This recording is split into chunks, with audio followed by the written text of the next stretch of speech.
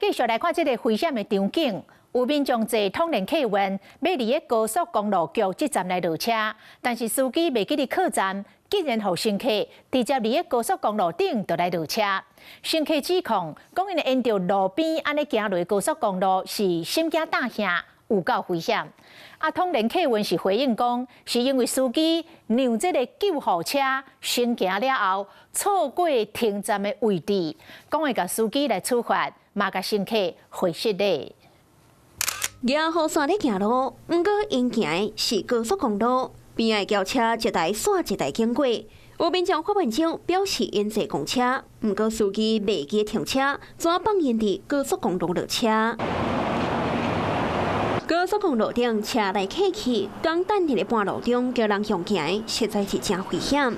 这代志就发生伫顶礼拜五下晡，民众抛文章讲，坐通联的客运因陆续至路线，要到高公局换车，想要到司机袂记停车，怎放因伫高速公路落车。这家人只好家己找出路，对高速公路边落架，沿这条路离开。刷落来回停的是爱换车，结果搁等无车，直接又上高速公路了，然后林口下，然后桃园芦竹下，这样当然是不太好的啊。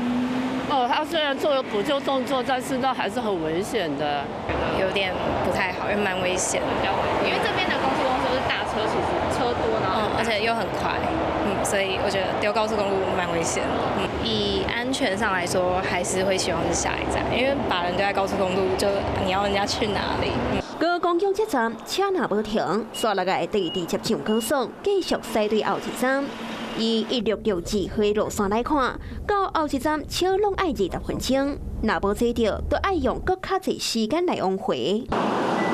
通联客运表示，驾驶讲当时因让救护车先行，结果一时疏忽，怎袂记停车，伊才着急做出错误的决定，对受到影响的乘客非常的失礼。后续驾驶将会依照规定停牌、调查、处罚甲教育。